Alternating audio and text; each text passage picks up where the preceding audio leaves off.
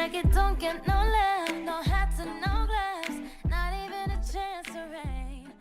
Уважаеми съграждани, мили деца, отново е Коледа и дано всички ние сме усетили особената атмосфера на доброта и топлота, съпътстваща този празник.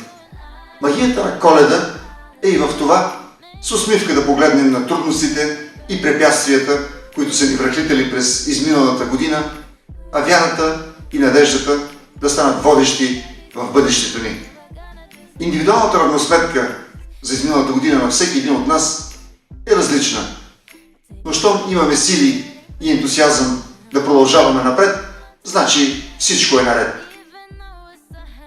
Постигнатото през 2016 година на ниво община е стойностно и значимо и дава повод за гордост и самочувствие. Определящо е това, че повярвахме в собствените си сили и стъпка по стъпка започнахме промяна в отношението към работата, в отношението към хората.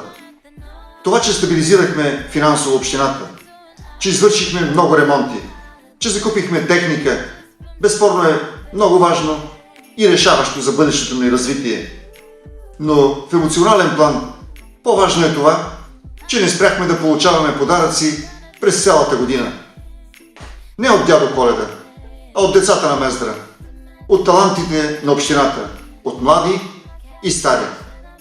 Безценни за нас са песните, стихчетата и танците на децата от детските градини, концертите и изявите на вокалните групи и танцови състави към детския комплекс и училищата, празниците, организирани от читалищата и кметствата в населените места, изявите на читалищните колективи, спортните състезания на ниво детска градина, училище, община, област, постиженията на младите математици, физици, химици, литератори, творбите на местните художници, представените книги и проведените литературни вечери, концертите на популярни национални изпълнители.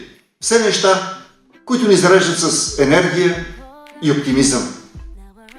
А потърсим ли доброто, човещината и състраданието, непременно ще ги намерим в работата на социалната трапезария, домашния патронаж, детската млечна кухня, дома за стари хора, социалния комплекс, социалните асистенти и помощници и преди всичко в блесналите погледи и желание за работа на децата от младежката организация на Българския Червен кръст.